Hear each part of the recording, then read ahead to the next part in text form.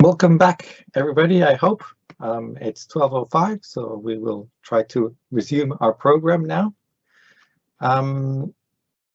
Perhaps I can take the opportunity to tell you what's still left on our program first. We will have now presentations from SALEMA, and then also from the rest of our EnlightEV cluster partners, including Fatigue for Light, Revolutions, and the LEVIS project. We do hope that you've managed to stay with us for all this time. Again, let me remind you that there is an opportunity to ask questions. Please write them into the chat, and please also indicate your name and your organization, and also to who the question is aimed for. If we have enough time at the end of each presentation, we will go through the questions. If not, we will try to address them at the end of the program. So please stick around for that. Otherwise, let's not waste any more time, and I would like to first introduce to you the presentation from SALEMA project on modularity in LCA by Mr. Christian Leroy and Francesca Cavezza. Can I hand over the floor to you, please? Okay, thank you, Jose. I hope you can hear me. So I'm Christian Leroy. I'm from European Aluminium. I am in charge of innovation there. And yes, I will give you a presentation with the help of my colleague Francesca Cavezza, who will complement my introduction. So yeah, we will focus on the SALEMA project, but first I will give you some words about the aluminium industry, so the European Aluminium Organization, also a few words about the Innovation Hub. Then highlight what we mean by modular LCA, especially for aluminium, but this is obviously valid for all types of material and LCA, let's say. And then we will go into deeply, let's say, the SALEMA project and also the so-called product category rules that we developed to be used in this context of the SALEMA, and this will be addressed by my colleague Francesca Cavezza with some concluding remarks. So, few words about European Aluminium and its Innovation Hub. In fact, European Aluminium is the association representing the aluminium industry in Europe. So we have alumina producers, we have primary aluminium producers, but also those transforming aluminium, especially so-called rollers, so in flat products, and the extruders in profiles. And then we have also the recyclers, those remelting, refining aluminium into new products. So this is typically our members. And you can see that we have more than 90 members in Europe, representing more than 600 plants. So we are, let's say, well distributed.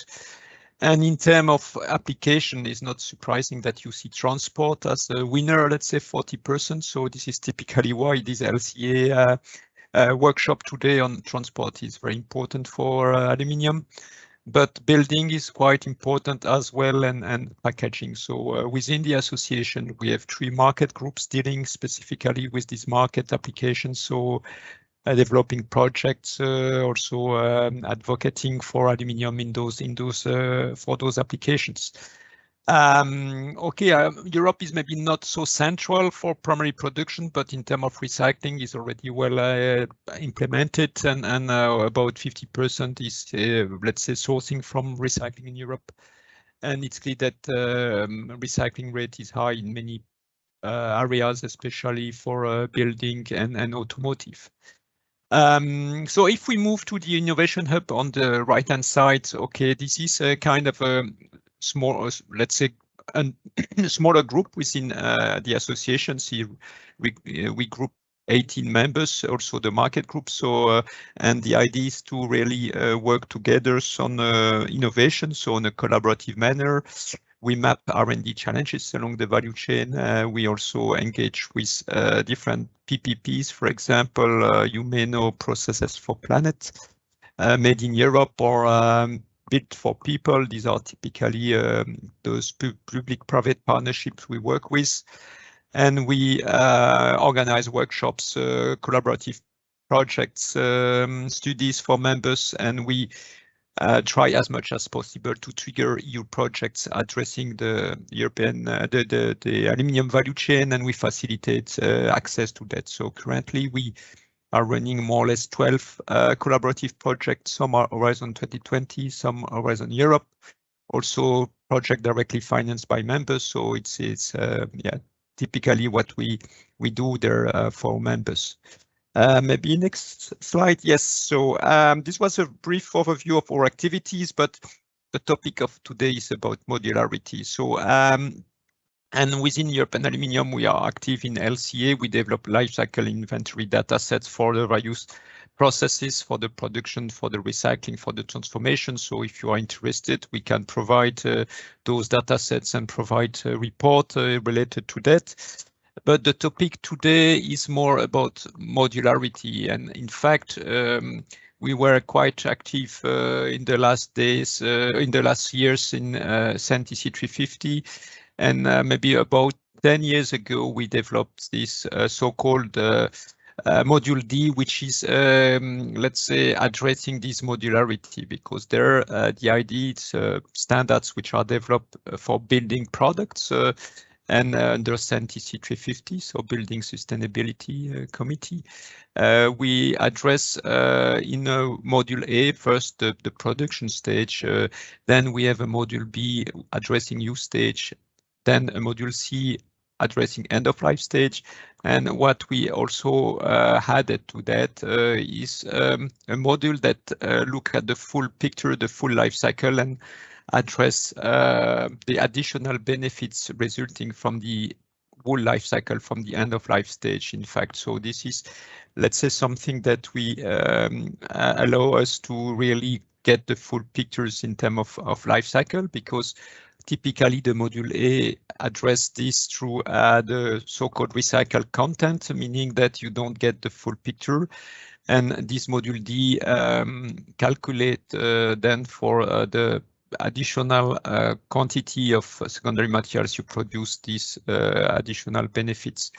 So we feel that this modular approach provide more transparency, is more, let's say, adequate, because you can either optimize the production phase, so reduce the impact, but on the other side, you can also look at what it gives from a full for design for recycling, because you can also reflect the additional benefits you get from end of life, so that you get the full pictures, and you can, let's say, allocate the environmental impacts burdens where it really takes place, let's say production, use, or end of life stage. So this is, I think, really what we recommend if you need to use a modular approach.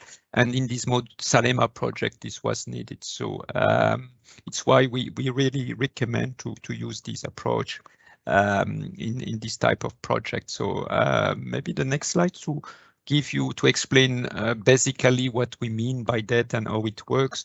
So if we have a product of 1 kilogram, so yeah, to make it simple, so typically in Module A, we can have different sourcing, let's say, and we can have primary metal, so primary aluminium on one side, but also a fraction coming from recycling. But then at end of life, you can get, usually you have quite high recycling rates because it's quite a valuable and interesting material to recycle, aluminium or other metals. And then you see that you have a discrepancy between what you get at end of life and what you have as a recycled content, because typically today, the scrap availability is the bottleneck, so the average recycled content you have in products is usually lower than the so-called end-of-life recycling rate at end of life. So you have this discrepancy. And then to address that, this is through Module D, so that you address the net surplus, the net production, could be a consumption, but usually it's a production.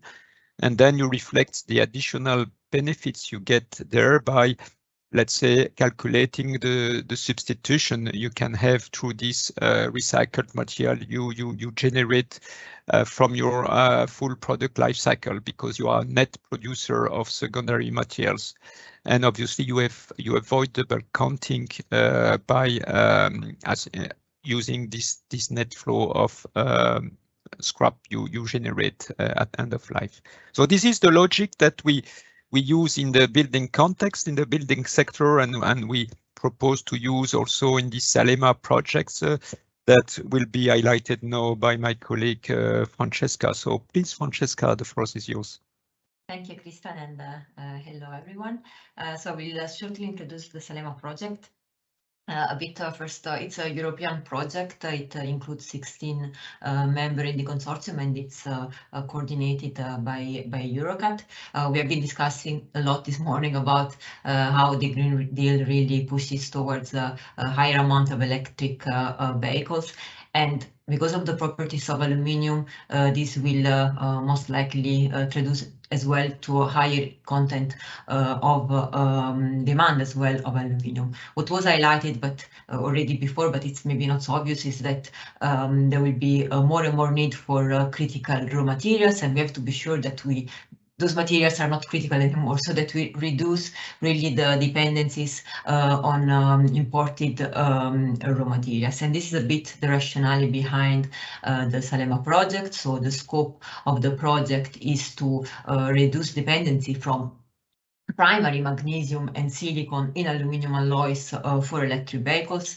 Magnesium and silicon are two alloying elements which are extremely common in vast majority of aluminium alloys because they confer quite some properties to the final product. So how to reduce this dependency in two ways that we can see as a parallel. From one side, by reducing the amount of silicon and magnesium in the and having like new novel alloy, and the other side to really increase the recycled scrap metal rate in the aluminium alloy. So to have this magnesium and silicon not from primary sources anymore, but really from recycled scrap. And to do so, we in this project integrated as well a sorting system that improves the sorting of aluminium scrap, and it does that with a combination of different techniques. You can see here the demonstrator that have been used in this project to prove a bit the feasibility of this project. So there are more or less like a structural part of the vehicles, and includes as well a battery box. Now, what's the role of a European aluminium? And that's why we are here as well. Beside communication dissemination and looking at the policy landscape, we contribute by developing as well a product category rule for this project. So what's a product category rule? I will be very short. It really gives us the guidelines of how to make a life cycle assessment, and gives guidelines on the methodology that needs to be used in order to have a more even coherent life cycle assessment that are and APDs that can be then compared one to another. As a first point, sort of first, these are product category rules. So it's a product category rules for aluminium component for passenger cars. I wanted to show the system boundaries, which is a bit reflecting a bit what Christian has explained before with this modularity approach. So we have the module A, which includes what we call the upstream and core. So really the material sourcing and the manufacturing of the component until really the assembly of it in the vehicle. Then we have the module B, which is the use stage, the module C, which is the end of life processing and disposal according to what is done, and then the module D, which is the module that, as Christian explained, really looks at scrap which is generated outside the system boundary. Thanks to this modularity approach, it's possible, like modular approach, it's possible to develop EPDs, like different kind of EPDs. So cradle to gate, so looking only at module A, a cradle to gate approach plus the end of life stage, including the additional environmental aspect resulting from end of life stage. So we have module A, module C, and module D, and then an approach really cradle to grave that looks at the whole, the most complete picture of it. Also includes as well the use stage.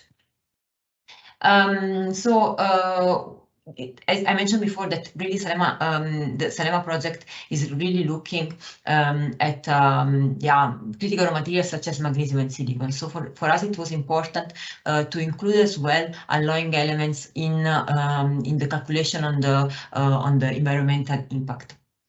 Now, Christian mentioned that European aluminium has already data set that were developed for aluminium, and there is even a link here that you can find, or you can you can send us an email. But most of the time, does not really consider alloying elements. It considers as 100% aluminium. So we decided to add this in the product category rule because it's really important as well for the project.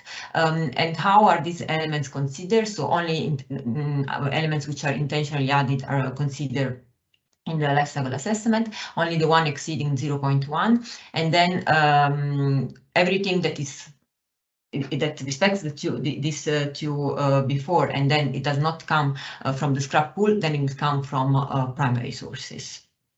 And I'm out of time, I will be short, but there are two examples as well, a bit like and similar to what I've seen before, to see really what is even the added value of having considering like this modularity approach with the module D. So we have two examples in which we have a product which has aluminium and silicon. We put only silicon, but of course, yeah, it's exemplary for different alloying elements. So we have 1 kilogram of product, and the source, there are two different sources that we consider. So in the example 1, we have a lower amount of recycled scrap, and example 2, we have a higher amount of recycled scrap. And then the same amount of scrap, it's recycled at the end of life. And then when we like adding the module D, it really gives an idea of the whole impact and different impact actually that these two examples give on the whole life cycle, and that's why we consider it's important to have a full picture to add this module D. So the conclusion is that we believe that by using a modular approach, the LCA can be more flexible, transparent, and standardized process. And adding a module D in this modular approach really can give a full picture into the additional benefits that coming from recycling from outside the system boundary. This was applied as well for the product category rule that was developed for the SALEMA EU project. And actually, we only do the product category rule, and then the LCA will be, we developed this in collaboration with the member of the consortium, but the LCA will then developed by Eurecat, which is actually presenting for another project just after us. So from Violetta as well from Eurecat. And then additional of alloying elements have been considered as well in this product category rule. Thank you. Thank you very much for that presentation. We are a little bit out of time. There is a question, so I hope that we can have time to address that at the end of the program, because we have to move on. So please stick around with us for that. I would like now to move on to the Fatigue for Light project, which will be presented by Ms. Maria Violeta Vargas-Parra from Eurecat, and she'll be talking about the strategy on LCA for that project. Yeah, let me share my screen, and thank you both of you for presenting me, Francesca and Jose. Since you both presented a bit who I am and where I work. As they said, I work at Eurecat, and we are part of both projects, SALEMA and Fatigue for Light for now. And well, for now, I'm going to present a little bit what we do on the LCA strategy for Fatigue for Light. First, I'm going to explain a little bit what it is, what we're doing on Fatigue for Light project, what are our main objectives, and what we're studying. And then I'm going to present a bit of what we've done applying life cycle thinking and the eco-design methodology, and then the scope and functional unit system boundaries, more directly on the LCA approach. And then how we're doing on the LCA data collection that we all know is kind of a hassle. So Fatigue for Light has a few main objectives, which is a weight reduction of 24 to 30% of this weight. Also is aiming for weight savings from structural vehicle weight of 12 to 15%, which will also increase the electric vehicle safety due to reduced front mass. We are also aiming to find material solutions with high fatigue performance, such as advanced high strength steel, stainless steel, aluminum alloys, and hybrid materials with fiber polymers materials to develop also a new computer modeling with high fatigue prediction accuracy, new experimental methodologies that can reduce the testing time for these new materials, and then more on our side of LCA or life cycle thinking, we are looking for an enhanced affordability and sustainability that is based on eco-design or design for circularity, supported by the studies of life cycle assessment and life cycle costing. So for this project, we are on the life cycle thinking part, we are doing design for circularity, life cycle assessment, and life cycle costing all at the same time and all throughout the project from the beginning. We are studying this, just like SALEMA that has a few demonstrators to prove all this development. We are studying these 4 demonstrators, which is the lower control arm, the crossbeam member, the wheel, and a lab scale demonstrator to prove the different materials that we're trying on this project. So the LCA is going to be applied to all these demonstrators with the different materials as well. And for this, at EureCAD, we designed, we developed a new methodology for eco-design or design for circularity some time ago, and we applied it to different projects that we are working on. One of these projects is Fatigue for Light, the other one is Marble, but we're not presenting that one here. For Fatigue for Light, we use this methodology that follows 4 simple steps that actually are following the Deming cycle, which is known by a lot of us, and it's like easy to think about it. So it's plan, do, study, and act. And following this methodology, well, we have 4 steps that are easy, where we identify different hotspots or the aspects that we have to really pay attention to, that we're going to get really bigger results than others. Then to establish different strategies based on eco-design and based on what we found on step 1. After this step 2, where we have the strategies, we have to readapt the strategies to the technical aspects and requirements of whatever we are designing. And then on step 4, we define concrete and specific actions, eco-design actions to apply. A little bit more in detail on the first step, what we do is based on a benchmark analysis and on a simplified and preliminary LCA and LCC.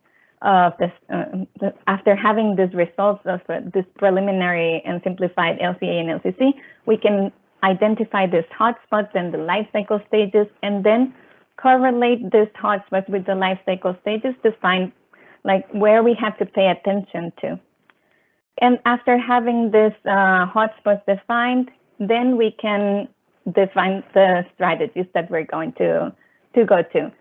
In this project, since our main objective is lightweighting, then we focus mainly on it, but we also try to pay attention to other objectives like design for maintainability, lifetime extension, to find substitutes for critical raw materials, and to consider second market resources for this. So after going through step 2, we have a repository of strategies in a datasheet format that we can actually apply to other projects as well, as long as they're electric vehicles projects. So having this repository of strategies, we had a webinar or workshop where we invited all our partners from Fatigue for Light, and we try to familiarize everybody with the eco-design concept so we can come up with more ideas and to readapt the strategies that we had at the beginning, to readapt them to the technical aspects and requirements that only the technicians can know. So then we had a different set of, well, not different, but a more accurate set of strategies. And after the strategies, we defined specific actions to go through throughout the project, as well with all the partners that were participating in the webinar. So after having a list of different specific actions that we can go through, we also applied an analytical hierarchy process, which is a methodology to rank things, like to put them in order, which one is more important or more feasible and viable and important at the same time. So with all the partners, we ranked these actions, and we got like a list of actions that we have to follow through. And also, that since they're ranked, then we can identify the most important ones. So we came up with this list. Over here, you can't see the list in order because we wanted to show you the strategies and the actions at the same time. So you can see here on the left, the list of the strategies that we were considering. And then we have the list of the specific actions that we're going to go throughout the project to get better results in circularity and environmental impact, hopefully. Then we have to do another LCA and LCC and compare the results with the first ones or preliminary LCA and LCC that we started with. So then with the AHP, well, the analytical hierarchy process, we have a score for each of the strategies, and then we did the same for the actions, and we have a score for the actions over here, and then a final score combining the two previous ones. And then with that score is the one that helps us put the actions in order. So, well, that's for the eco-design methodology. And then to show you just the scope that we are following in Fatigue for Light, we have 3 life cycle stages considered in this project. We have one that is raw material extraction, manufacturing, and assembly. Then we have the use phase and the end of life. Of course, we are following a cradle-to-cradle approach on this project. And for this, we have, well, a functional unit of 1 kilometer.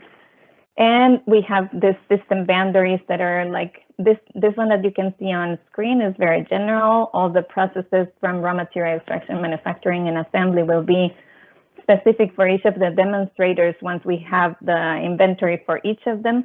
But just to show you, this is the general one for all the demonstrators in the studies. I think I have nothing else there.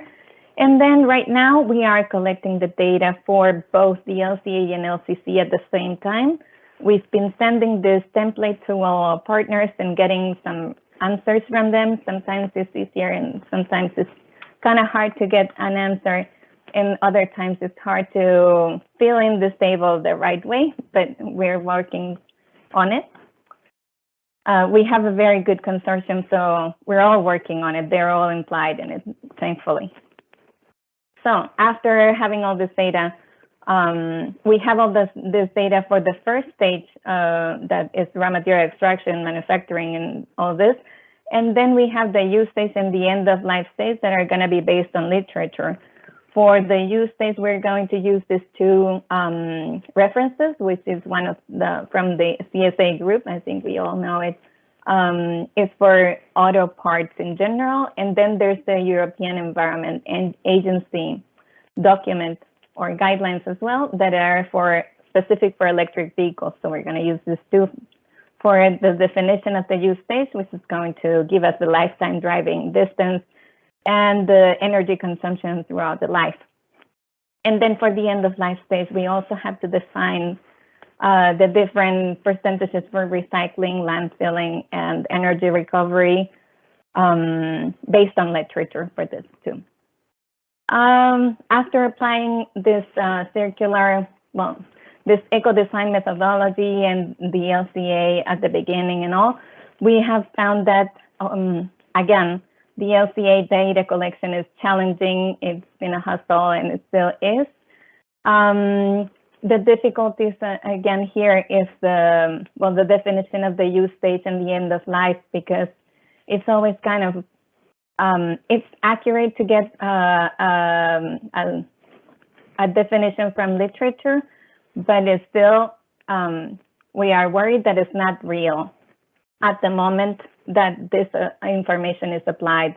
If we applied it right now, I'm sure it's going to be more or less real because this literature will be up to date, but at another moment it will be different. As always on LCA, this happens often, but still, it's a worry. And then from applying the eco-design methodology, we found that we could find a very useful list of actions to go through throughout the project. So we found it very useful. So that would be it from my side. Thank you very much for your presentation. At the moment, we don't seem to have any questions for you. That might change, so please stick around. Okay. And we will have a session at the end where we have more general questions, if not for all of our presenters. So we will make use of the time to go on to the next presentation, which is from the Revolution project, who will also be presenting on their strategy, general strategy, and on their LCA in specific. And I would like to welcome from Edener, Mr. Luis David Servian Rivas. You are on mute, I believe. Now? Now we can hear you. Okay, perfect. I'm going to share my screen.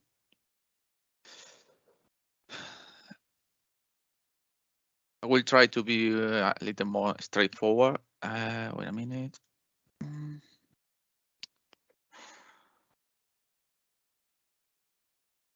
Okay. So, as he said, I'm Luis David from Edener. I will present the Revolution project and what is our LCA point of view for the project. So first, I'm going to start with a general project overview. As you know, we talked before, in the actual automotive system, we have a principal fossil fuel basis automotive, with the problem we have with the not just the fossil fuel, also all the residue we generate when we discard the car. We will try to move to the electric system, to the electric vehicle system. However, we still have one of the principal problems is we also need batteries, but also we produce residue from the car we discard. In the Revolution project, what we will try to do, or we are working on, is to maximize the recycled material into this system, the electric vehicle system. Also, for this, we will deploy new innovative material. We deliver safety into the cars. Also, we will try to reduce the weight of these cars. Also, the recyclability. In addition, we will design this new piece with the new material with easy disassemble design. However, one of the principal problems with these new recyclable materials is the material consistency. As other people has mentioned before, this material has the problem when you try to recycle and reuse it. The material is quite difficult to reuse because they change the characteristic of the material itself. So in this project, also we will use an AI control strategy in order to improve in order to avoid this problem with the consistency of the material and increase in this way the recyclability of the materials. So we will go to this system, to the new system, reducing and reduce the amount of material go to the landfill, increase the recyclability, introduce again the system, and try to reduce the impact of the electrical vehicles. So for this purpose, we are working 4 cases. 2 of this new piece of the car made of this new material will be substituted an steel material for a new, in this occasion, for a new polymeric material, recyclable one. We are working, they are still working in choose which material is better for this purpose. Also, we select other 2 piece made of polymeric material and substituted by again for recyclable material. Also, with the objective also we reduce the weight of the car. From our LCA approach is try to do a cradle-to-cradle strategy in order to take into account all the manufacturing step, the use and the end of life strategy, also the recycling step, in order to have everything. What we're gonna do is to compare the conventional system, the conventional way to produce this piece, with the revolution system. So in order to do that, I start to do the conventional production system because we don't have any information or there is no LCA specific done for this piece. So I decided to go with the recycling methodology because I have more experience with this methodology. Also, we're using the SIMAPper software, and all the impacts are being calculated by per piece. So when I started to do all this conventional LCA production, I said, okay, I will start to asking for all the information I can from my partners. The problem was that my partners are quite sorted. I mean, most of them are in the production of some of the material, some of the manufacturing, and also we have a partner in the assembly part. But we don't have information in the raw material production, even if we don't have information about the use of the car, or even in the end of life. So I start with the principal one big problem is I don't have information for most of the system. So what I do is ask for information to my partners if they know any information of this system we don't have. Also, use the database like Coinbase, World Steel, or Plug Steel for Europe in order to fulfill this gap of information. And also ask about the distance of the transport. Why? Because most of my partners in this project are across the Europe. We have people from Spain, Turkey, Germany, Finland. So at the end, this transport step will be really important. So we need information about how long these material are moving around Europe in order to take into account this impact. So when I take all the information they can give me, I say that the first study I did was a cradle to gate instead of a cradle to cradle because I don't have information of the end of life or the recycling step. No of my partner are working on it right now. So in the cradle to cradle system, in the cradle to gate system, I saw that from the LCA summary, the raw material production is the principal source of most of the impact, being the global warming the most important one. The transport material start to be really important when the distances are quite really high, not because it's not an important step, it's because of the raw material impact. And one thing that surprised me is the assembly part. The metal material are welding to the chassis, so this impact affects a lot to the workers from our point of view. So all the electricity, the fume producing in the welding have important impact into the human toxicity. This is important because at the end we will try to change all the metal part with polymeric piece, and for this polymeric piece we will use it in the chassis. We put it with the chassis with a glue or adhesive. So maybe not just the material itself, also how the material is put it together with the car is important.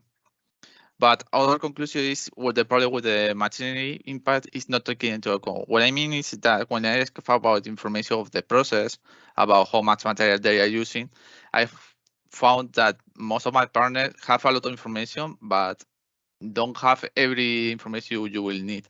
The machinery is not taken into account because at the end they don't know how much we have the equipment they use, how much metal have the equipment they use.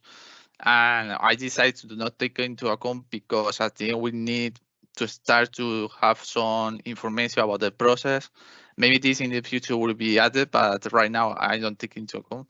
Also, I don't, in this occasion, when I finish this analysis, what I thought is make it, I don't know if I'm gonna take into account the impact of the view of this piece into the car. What I mean is, okay, the car will be lighter, but in order to take the effect of change this piece with these new materials, I need a lot of information, or I need the people that build the car do a lot of investigation in order to see if the weights produce less impact because they use less energy, and it's because we reduce the light of the weight of the piece and so on. So in the final, at the end of the project, I don't know if the use of this piece will be added into the LCA. For now, this is all the work I done for now. In the future, we have to add the information of the recycling and end of life of the conventional product, and also I have to do all the system for the revolution innovation. That is all. Thank you for your attention. If there is any question. Thank you very much for your presentation. That was very interesting. At the moment, we don't have any direct questions for the Revolution project, but we will, as I said, save more time also at the end of the project for any other questions we might have. So we will move on to our next presentation, which is from the LEVIS project.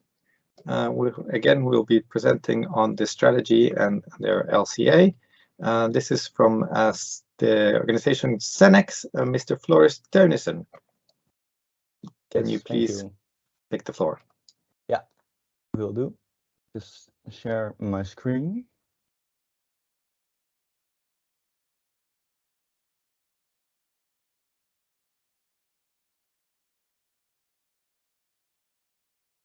Can everybody see the screen? Yes. All right, thank you. So I'm going to present the LEVIS project and how we perform life cycle analysis. So first I do a little bit of an introduction on what we do at LEVIS, what is the idea, so a little bit of context, and then I will show you our strategy on lifecycle assessment, and it's more like a wide strategy on sustainability assessment and circularity in general. So first going over to LEVIS. So we are making lightweight materials for components that are used in electric vehicles. And we design these components by the use of eco-design. So we integrate circularity already at the start. In that case, we also consider the end-of-life strategies and the production, as well as the use phase of these components. So here are the demonstrators and the partners listed of our project. So we see that we are having 3 components. Demo 1 is the suspension control arm. Demo 2 is the battery box containing the batteries. The batteries themselves are not taken into account in our scope. And Demo 3 is the cross-car beam. So we have separate partners designing the components, and we have partners, we are experts in the materials themselves. So the materials are bio-based carbon fiber reinforced plastics. They have expertise in them, they have experience in them, and they also know how to manufacture these materials. Then we also have partners concerning the end of life of these materials and components. We at Cenex Nederland, we are responsible for the circular economy approach and the life cycle assessment. So our objectives in general, so the idea of these components is of course to make them lightweight and sustainable. So our goal is to have a 25% reduced global warming potential at component level and 7% at vehicle level. We also look further ahead, so at other components of the vehicle. So what if we use these LEVIS technologies, so these materials and manufacturing processes and end-of-life processes, what would happen to the overall structural weight? And our goal is to have it at least a potential of 25% weight reduction over the whole vehicle. We also look at making these materials in a cost-effective way to assess the feasibility of these products. So with a large-scale operation, they could be at least be comparable in terms of cost efficiency to any current available solutions. We use advanced simulation methodologies to improve structural integrity and life cycle predictions. We have sensorization and monitorization technologies. And of course, which I mentioned before, we use end-of-life approaches for the assessed materials and processes we are considering. So going on further ahead on the specific life cycle strategies we use on LEVIS. So what I want to go on first is the eco-design approach. So we start with circularity at the start of the design process.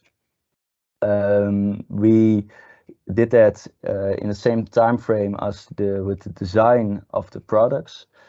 And we developed a tool, and this tool is called the IEDGE toolkit, which stands for Integrated Eco-Design Guidelines and Evaluation.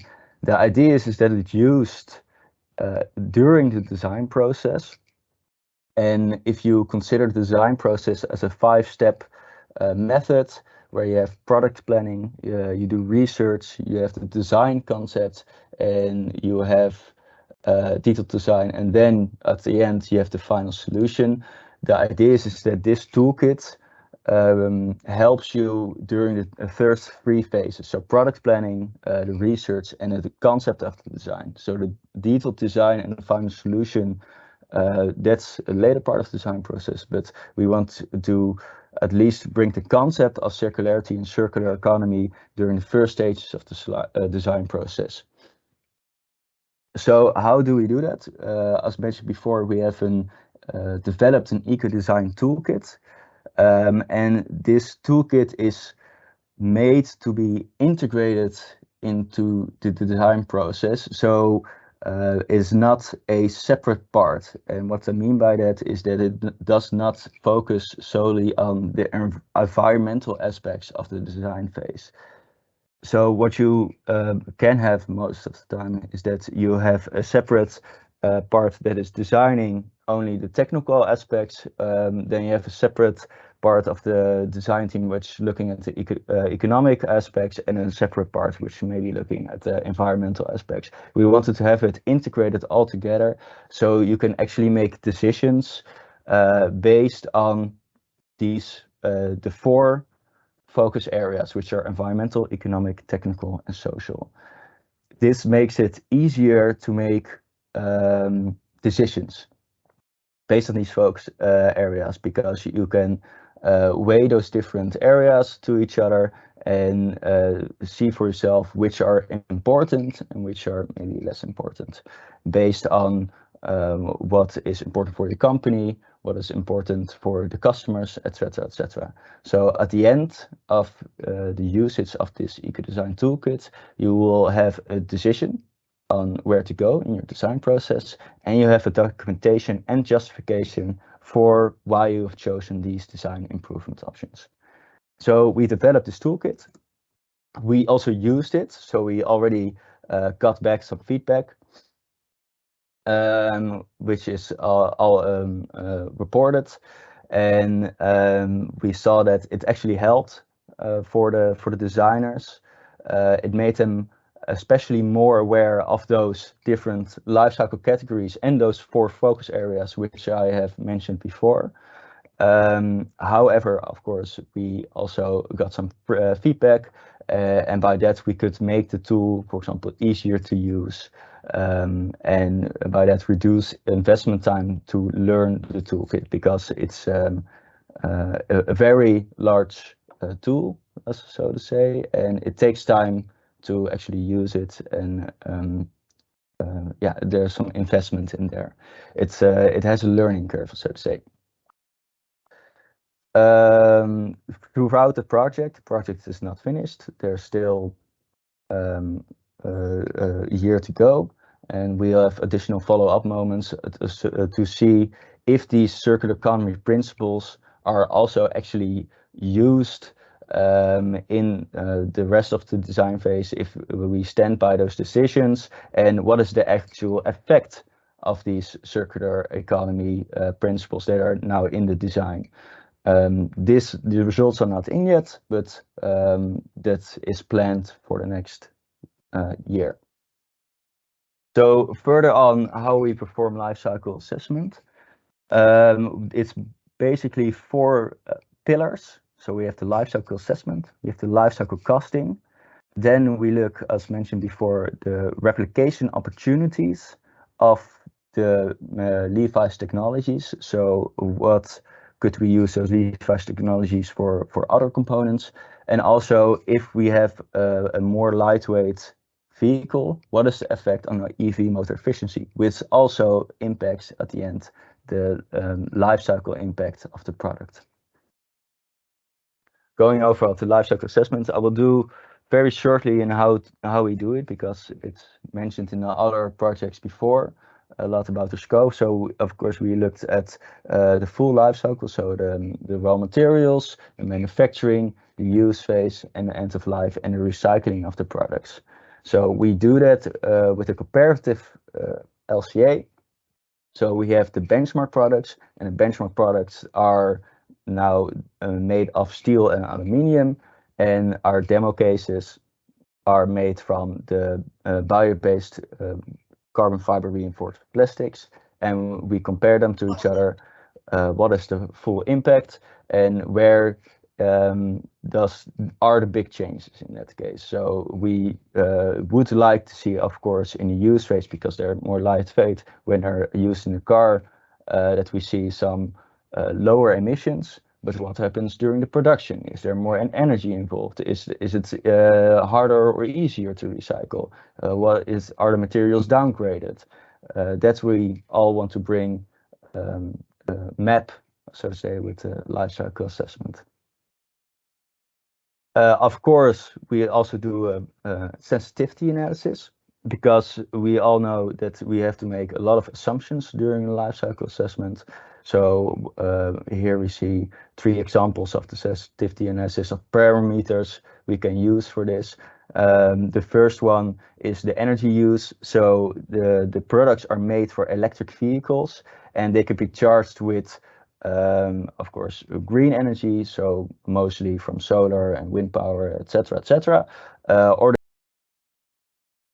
they get made by energy from coal and energy or oil, etc., etc. And we use different electricity grid mixes from different continents to showcase what will be the effect of lightweighting the vehicle and charging the vehicle on in these continents. We also look at different recycling rates. So this is more of a what-if situation. So what would happen if the recycling rate of the products would be higher or lower than is currently the case?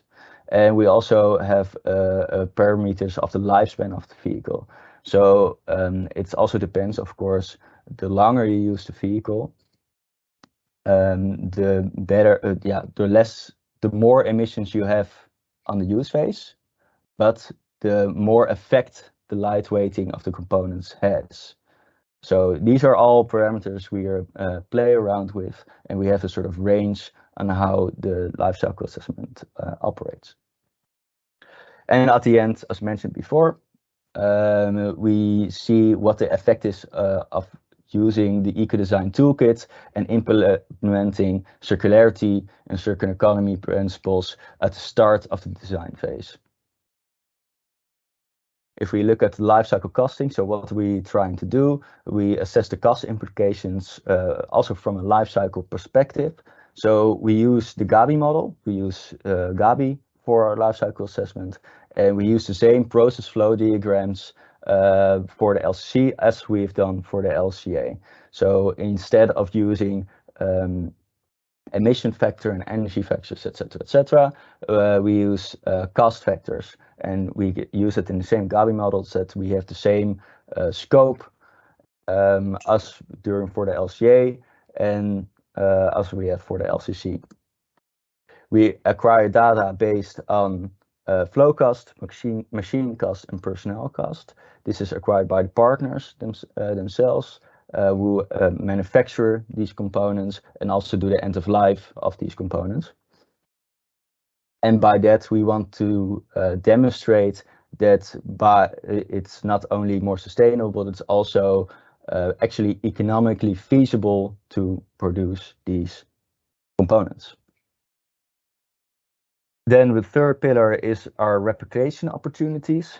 So what we do, we look at our LEVIS technologies, and we establish criteria based on the material properties of these technologies.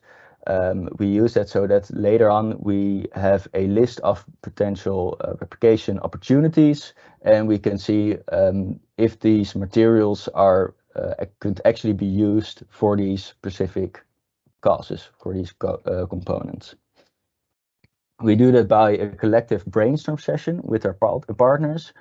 These are also all expert partners within their fields, and we have a guided brainstorm session to assess potential replication potential for every component, for every LEVIS technology that we have. And if we have a list of all the replication potential case studies, we create a modeling framework and rank them and see which one are actually feasible and which one aren't. And as I said before, the goal is to have from all the feasible components that we could lightweight, so to say, that the whole vehicle could be 25% lighter by doing this replication study. Then the last one, this analysis has just started, so there's not a lot of information on this, but the lightweighting of the vehicle has an impact on the EV motor efficiency, which at the end has an impact on the life cycle assessment. So we consider as input the weight reduction and the results of the replication study. So we also take that already into account. And we use modeling tools to carry out a dynamic analysis of the full vehicle. So how much will it impact the motor efficiency? And by that, also mentioned before, we evaluate the impact on this on the motor efficiency. And we also later on use that into our life cycle assessment, what the actual effect is of the motor efficiency improvements. So this is in short how we at LEVIS take on life cycle assessment. If there are any questions, please let me know.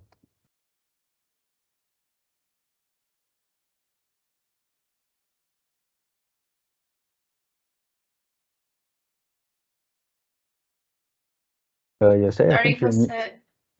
Yeah, we cannot hear you. Maybe I'm so sorry. I forgot I was muted. Thank you very much for your presentation. We don't have any questions from the audience at this moment, but I think now we have some time for those that want to stick around with us for a short discussion and maybe some general questions that have popped up during the presentations. I myself was a little bit triggered by several comments also from you, but also from other presenters, including Fatigue for Light, on the issue of, for example, of what happens in future scenarios. We don't have all the information, specifically for, I think, vehicles. We have a lifespan that is particularly long, that's 10 years. Through the circularity that we try to now implement, we are hoping to make that even longer. So the question I would like, if possible, for maybe you can start as well, Flores, by telling us a little bit about how you deal with that uncertainty as to what happens in 10 to 15 years time when we get back all sorts of materials or other products that maybe by that time will be completely different, or maybe even completely out of fashion, or just even outlawed. Yeah, it's a very interesting question, and actually something that we are also considering during analysis. And one part of sort of taking up that uncertainty is what I mentioned before, the sensitivity analysis. So for example, an increased lifespan, we can use parameters to set up a range of what will be the actual effect on the LCA if we increase the lifespan. For other things that it's more difficult, because we also, for example, for end-of-life technologies, that increases, that changes a lot over the years. So for example, we have the technologies we have right now for the end of life. They're pretty good, as I say so myself. There's a lot of recycling potential, but the thing is it possible on a large scale? And those are questions that we have to ask. What will happen if they're performed on a large scale? Because maybe if we have large batches of components, we use less energy than we are seeing now in our lab by doing these end-of-life processes. And is it actually possible? Because there's also the sort of displacement on where we're designing the current products right now, but the end of life of the vehicles is somewhere 10, 15 years later. So there's also a way, always sort of time. What do you say that? Yeah. It's yeah, the end of life processes are behind on time, so to say, on where you have your design product. So those are problems, and it's really important to have conversations with the industry themselves to get as much information. At the end of the day, it's all a matter of getting the knowledge and getting the information and getting people to talk with each other, to set up regulations, to set up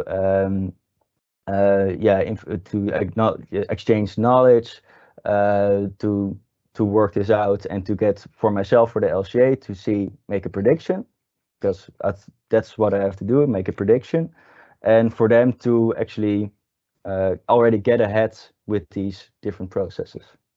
Yes. I hope that answers your question. Maybe a long answer, but sorry. No, that's exactly, I think, what we're here to do, to discuss these issues, and maybe, as you say, exchange knowledge between the experts so that they can also have better ideas on how to do things.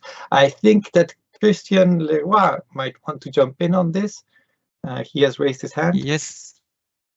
Yes, indeed. So thanks for the question. Obviously, for the aluminium industry, there are quite challenges. So currently, let's say almost 200 kilos of aluminium is used in cars, so on average, so it's quite significant. And obviously, with the transition into electric cars, it raises new challenges for us, because, okay, the trend is still positive to some extent, because in terms of lightweighting and maximizing or reducing the energy used during the use phase is really important, reducing also the capacity of batteries, so that it's all aspects that plays a good role, let's say, to lightweight the vehicles.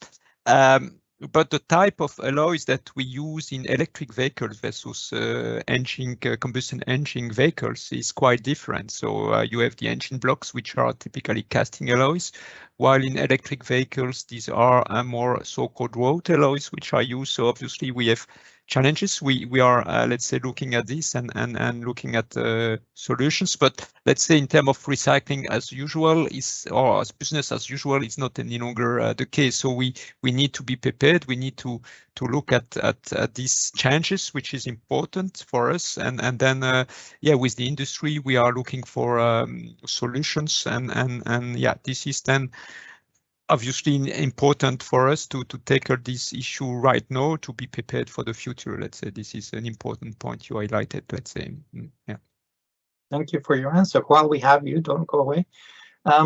I also noticed in the chat that there was an interesting discussion going on critical raw materials and as to aluminium's role in that. I would like, if possible, maybe you can also address that also in a wider sense, because in the end, as you say, electric vehicles require other materials. And how does LCA help us maybe also in balancing those things out between emissions and...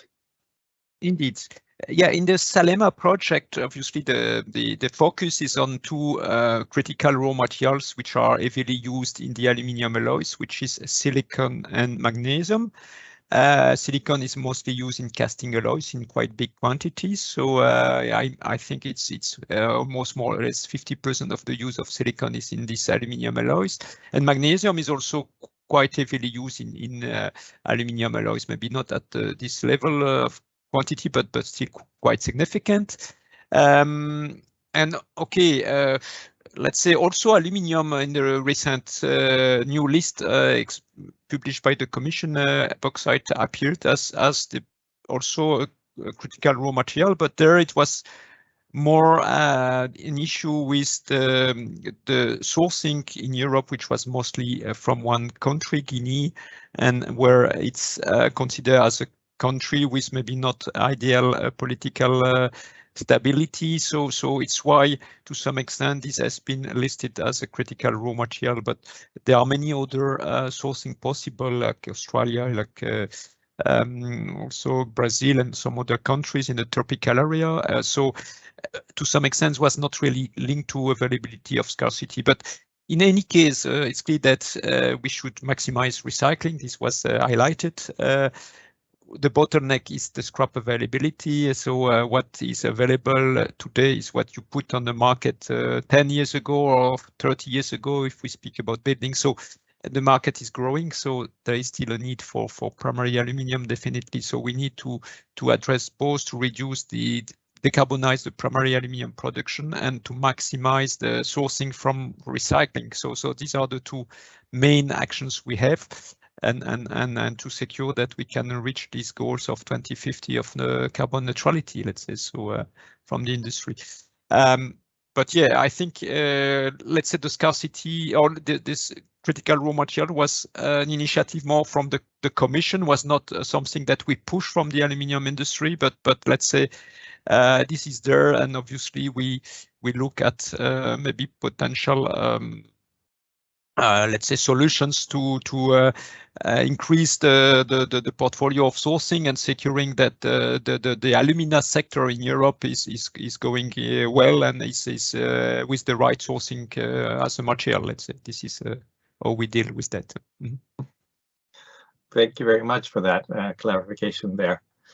One of the things that I also wanted to ask about in general is I noticed from at least from our own BESM from ALMA, but also the LEVIS approach is to develop a toolkit specifically for designers to be able to better make decisions in the future, because after all, as we have seen, at least from many of those slides that we saw passing today, LCA can be a complex thing and therefore it's not for everybody to do.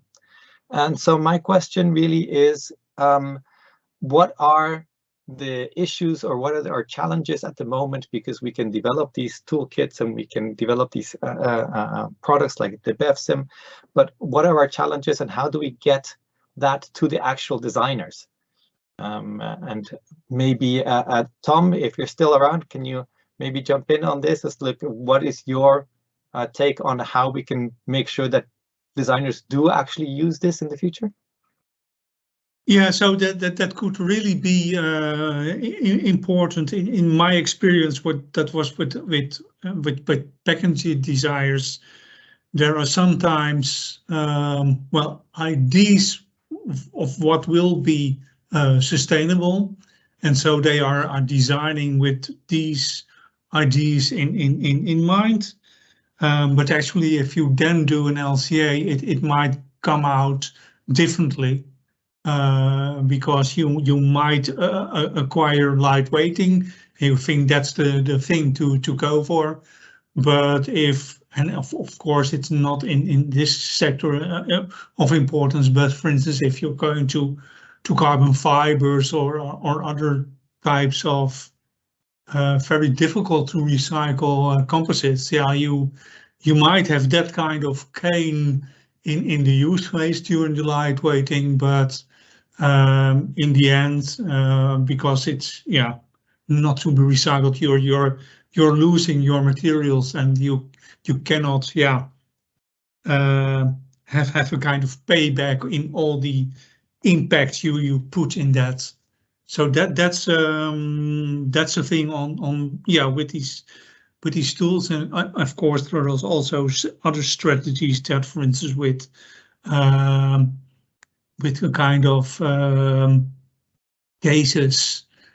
showcases that you inform designers on, hey, this is where we stood originally, and now with applying these kind of designs, we can show that we have a better environmental performance, and of course that's then done with LCAs, for instance. Yes. It's important to also to learn their language and understand their way of working, and also try to seek for integration of things like life cycle assessment into their tools. That's also a possibility that you could have an immediate answer on the environmental performance of your new design. Indeed, I remember a report from LinkedIn that was published, I think, sometime last year about the green skills, which basically showed that there is a discrepancy between the growth of demand for green skills and the availability of those green skills. Not so much because we need more people that are experts in environmental issues, but because we need the actual environmental skills to be more diffusely spread throughout different professions. And I think that that's also where something like the BEVSIM or the IH toolkit developed by LEVIS can help in trying to make sure that our knowledge of environmental issues, or our ability to curate those, is much better diffused through the, shall we say, the society, but also the corporate world, so that they can actually be used. Yeah, it already starts at the universities and universities of applied science, that you have in the curriculum, environmental knowledge included, and also in companies one must be aware of these sustainability issues, and within an organization it's also good that there are really people responsible for the sustainability performance. So, and that's also a way to guarantee that this kind of thinking will be included in the normal processes within a company. Thank you for that. We have one last question, which I'm not sure who it is aimed at, but I assume it's got to do with the critical raw material discussion. And it's, what about the mono alloy strategy? Is this a possible solution to consider for the automotive industry? I think Christian is raising his hand on that one. Christian? Yeah, I guess it's referred to aluminium or to steel. It's to reduce to some extent the number of alloys which are used in cars, and to make this car more circular in a way that obviously the less alloy you have, the better you can recycle them and move to a closed loop logic. Obviously this is a dream, but it's clear that this is let's say maybe an objective for a sector to some extent, but how far we should go to standardization also is a question, but anyway, it's clear that probably today there are too many alloys to be used in cars. So, but obviously this is something which is difficult to change, and OEMs they are the master of that. But I think it's a new paradigm that we are facing to move to more circularity. There is a need for more collaboration along the value chain to really move forwards all together, because they want to keep also their freedom in terms of suppliers and so on. So it's really something we consider at sectoral level that we are starting to be busy with and see how we can move in this direction. It's not an easy process, but surely it's a good idea to go for more circular value chain. So meaning that, okay, let's go for let's say more restricted number of materials and value and alloys, especially for metals, let's say. But yeah, thanks for the idea, at least, and the question. And thanks for your contribution, Tom. I think indeed what Leroy said, it's especially important, of course, for aluminium, the alloys, but also in steel there are alloys, and if you could reduce that and still have the same functionality, it would be good, especially for recycling. And it also, regarding our other materials, more going to mono materials or easy to separate parts. It will stimulate recycling, and so also by that increase the circularity. Okay, thank you very much for that final thought. We are run out of time now, so I think what I would like to do now is to thank profusely all of our speakers. Specifically also, I mean, our hosts and organizers from FLAMINGo, Dr. Joanna Katsavu, thank you very much for all your help in this. I would also think it appropriate to thank the European Commission for their generous funding through the H2020 program, which all of the projects that I've been presenting today have been receiving. And I would also like to inform you that we will, of course, make available the recording that we have today of all of the presentations, so that if you want to look back at anything, then you will have that available. We will also make the presentations available to you for further reference.